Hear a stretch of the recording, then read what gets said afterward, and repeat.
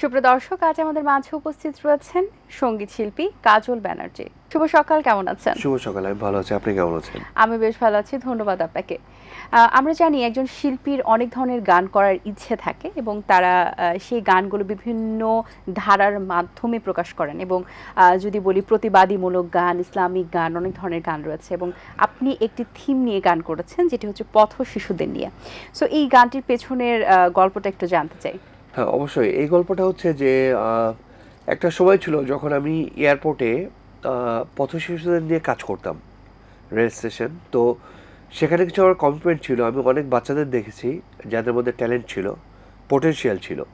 এবং আমরা যদি ভাবি, আমরা যদি দেখি যে আজকে যারা লিড দিচ্ছে সারা ওয়ার্ল্ডকে, কোনো না কোনোভাবে তারা কিন্তু খুব অবহেলিত জায়গা থেকে উঠে আসছে। সাচের যদি আমরা আব্রাহাম লিঙ্কনের কথা ভাবি, বি.আর. আম্বেদকর, ইভেন আমরা যদি দিয়াগো ম্যারাডোনা বলি, পেলে বলি, লিওনেল মেসি বলি, সবাই কিন্তু খুব ফাইট করে একটা জায়গাতে স্টাইল করতে করতে আসছে। তো সেই জায়গা থেকে আমার কাছে মনে হয়েছে যে আজকের যে শিশু যাদেরকে আমরা অবহেলিত মনে করছি, he or she could be the asset of the country, right? একটা সময় তারা আমাদের সম্পদ হতে পারে, তারা আমাদের কিন্তু বোঝা না, তারা আমাদের জন্য সম্পদ হতে পারে। তো এই জায়গা থেকে একটা থিঙ্কিং ছিল, একটা কমিটমেন্ট ছিল। আমার মনে হয়েছে যে তাদের জন্য কিছু করতে পারি বা করা উচিত।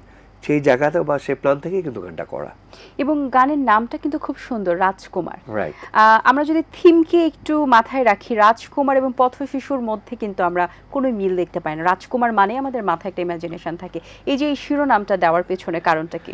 এটা হচ্ছে এটাই যে আপনি যদি ভাবেন যে রাজকুমার বললে আমরা যদি চোখ বুঝে আমরা ভাবি একজন Prince, right? Prince charming, right, Prince, very well suited, well বুটেড, সব কিছু, রাইট? সেটা তো আমাদের গতানুগতিক, আমরা জানি যে একজন প্রিন্স এরকমই হবে, লুক লাইক। কিন্তু একজন অবহেলিত, আন্ডার প্রিভিলেজড একটা বাচ্চাও যে could be a prince, could be a crown, through he তার যে পোটেনশিয়াল, তার যে আপনার ট্যালেন্ট, সেটা দিয়ে সে ওই লেভেলে যেতে পারে। এটা তো একটা বড় চ্যালেঞ্জ এবং সেটা আমরা প্রুভড, সারা ওয়ার্ল্ড কিন্তু এটা এক্সপিরিয়েন্স করছে যে তারাও ওই জায়গাটা যাচ্ছে। এই প্ল্যানিং করে কিন্তু গানটা আসা। আচ্ছা, সেই গানটির দুটো লাইন আপনার কাছ থেকে একটু শুনতে চাই। ছোটখাটো জীবনের নিষ্পাপ মনে দাগ কাটে কত কারো দেবা কারণে, কেউ বা খুশি হয়ে আদর দিলে কাটে জীবন হেসে খেলে। সবাই বলে রাজকুমার পথের রাজত্বে, সবাই বলে রাজকুমার পথের রাজত্বে, সবাই বলে।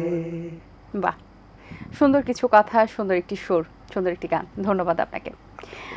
আপনার এখন পর্যন্ত দুটি একক অ্যালবাম এবং 3টি মিউজিক ভিডিও রয়েছে। এই যে অ্যালবামের যুগ থেকে মিউজিক ভিডিওর যুগ, কেমন ছিল আপনার জন্য? অ্যাকচুয়ালি এখন তো সব কিছু ভিজুয়াল, যেমন আগে একটা সময় ছিল অডিও, রাইট, টেপ। তো এখন আমরা যেহেতু গতানুগতিক বানা, আমরা এখন আধুনিকতার সাথে নিজেকে খাপ খাওয়াচ্ছি। ভিজুয়ালাইজেশন অবশ্যই একটা পার্ট, সেটা হচ্ছে আপনি যখন চোখটা বুঝবেন, আপনি ভিজুয়ালাইজ করবেন, আপনি মিউজিক ভিডিও দেখছেন, সেখানে একটা ক্যারেক্টারিস্টিক থেকে আমরা ফুটিয়ে তুলছি, যেটা আগে ছিল অডিও। তো সেই হিসেবে বলতে গেলে অবশ্যই আমরা মিউজিক ভিডিওর প্রয়োজনীয়তা উপলব্ধি করছি, পাশাপাশি based on the true story, based on the feelings, যে একটা মানুষ বা একজন সাধারণ মানুষ বা একজন কি বলবো খেটে খাওয়া মানুষ, তারা কোথায় আছে, তাদের ফিলিংসটা কোথায়, সেই জায়গা থেকে যদি বেস্ট অন আমরা যেতে পারি, তাহলে আমার কাছে মনে হয় যে এই ফ্রুটফুল হবে এই মিউজিক ভিডিওটা, এবং I am working on that particular things. বাহ, খুব ভালো।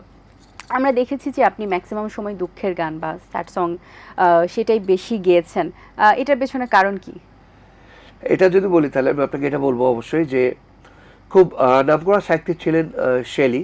শেলির একটা কথা ছিল যে our sweetest songs are those that tell of our saddest thought. আমাদের খুব প্রিয় গানগুলো সেটাই যেটা আমাদের দুঃখের কথা বলে। তো আমরা যদি গতানুগতিক ভাবি, আমাদের যারা কিংবদন্তি ছিলেন, আমাদের লিজেন্ড, তাদের সব আজও কিন্তু আমরা শুনি।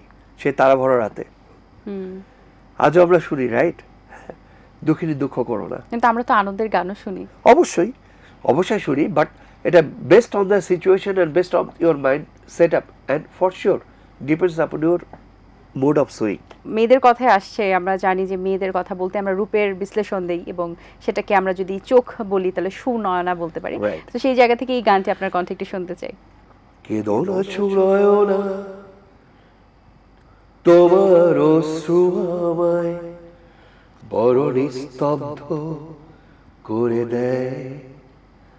ভেবো না সুনয়না, ফুরিয়ে যাইনি আমি, এখনো আছে সে হলদে সময়। চিৎকার করে বলো তুমি ভালোবাসো আমায়, চিৎকার করে বলবো আমি ভালোবাসি তোমায়, শুধু তোমায়। বাহ, চমৎকার, ধন্যবাদ আপনাকে। আচ্ছা, পূজা এলেই তো সবার মাঝে একটা আনন্দ বিরাজ করে, সো আপনার মধ্যে কেমন অনুভূতি হয়? হ্যাঁ, প্রত্যেকটা ফেস্টিভ্যালই কিন্তু খুব আনন্দের, এবং আমরা আমাদের বাংলাদেশের আপামর জনসাধারণ, হিন্দু মুসলিম বৌদ্ধ খ্রিস্টান সবাই মিলে আমরা প্রচণ্ডভাবে কিন্তু খুব আনন্দপ্রেমিক। সমস্ত ফেস্টিভ্যাল, সমস্ত উৎসবগুলো আমরা আনন্দ করি। পুজোর স্পেশালি যেটা ছোটোবেলায় ছিল অনেক বেশি উন্মাদনা, যে কোন শার্টটা পরবো, কোন প্যান্টটা পরবো, বাবা দিয়ে আসতেন, মা কী কী খাবার করতেন। তা এখন যেহেতু ওইভাবে উত্তেজনাটা নাই, বাট তারপরেও আমরা যেটা খুব বেশি মিস করি বা ভালো লাগে এখনও, পুজো হলে আমরা আমাদের টোটাল ফ্রেন্ড সার্কেল আমরা গেট টুগেদার করি। আমরা যে কোনো কর্মক্ষেত্রে বাংলাদেশের যে প্রান্তেই থাকি, পুজোর সময় আমরা সবাই গেট টুগেদার করি। একটা ভীষণ রকমের একটা আন্তরিকতা তৈরি হয়। সেই স্কুল জীবনের কথা, প্রাইমারি সেই দুষ্টুমি, সেই খুনসুটি, সেইগুলো আবার রিক্যাপ হয়। তো it's such a beautiful moments. পুজোর সময় গানের আবেদন কীরকম থাকে এবং কোন গানগুলোর আবেদন করা হয়? পুজোর সময় যেটা থাকে, অবশ্যই পুজোতে কিছু কিছু প্রোগ্রাম থাকে যেগুলো ধর্মীয় গানের ব্যাপার থাকে। তো আমরা চেষ্টা করি, আমি যেমন গত পুজোতেও 2-3টা স্টেজ করছিলাম, তো এবারও ওরকম 3 থেকে 4টে স্টেজ হবে।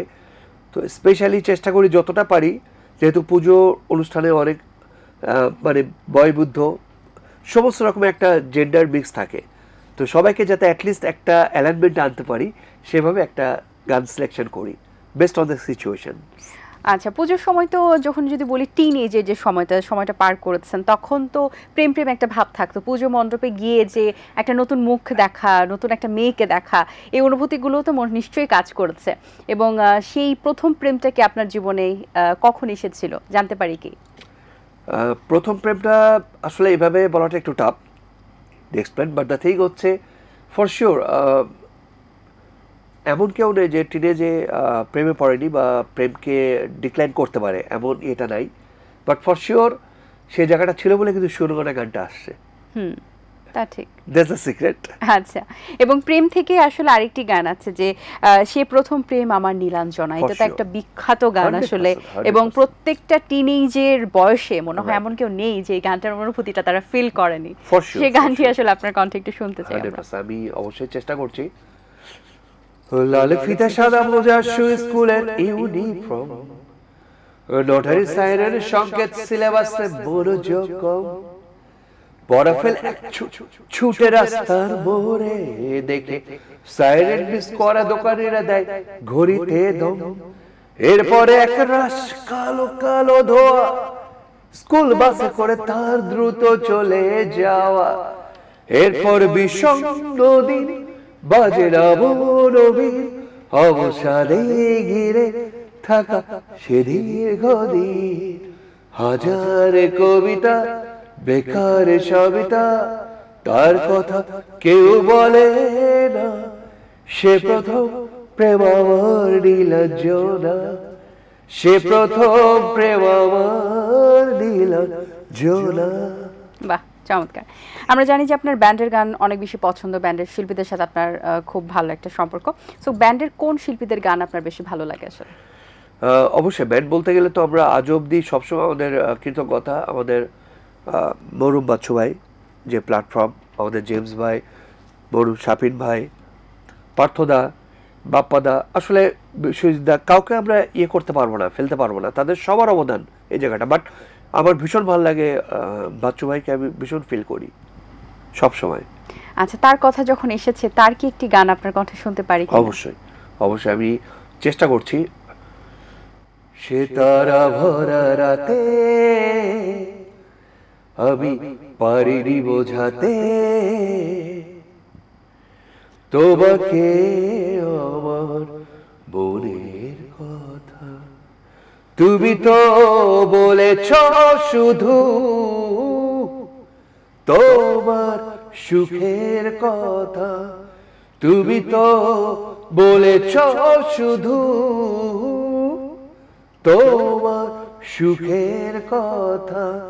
সে তারা ভরা রাতে আমি পারিনি বোঝাতে তোমাকে আমার মনের ব্যথা।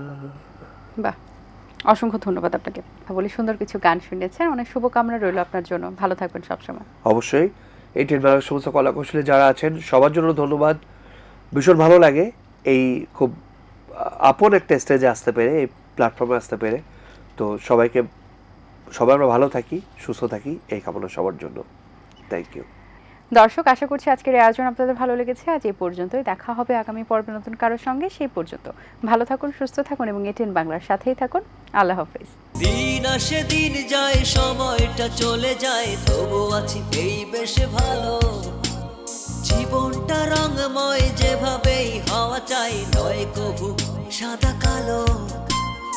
এই আশাতে স্বপ্ন ভাসে, সুখ হাসে চোখে মুখে, চায়ের চুমুকে।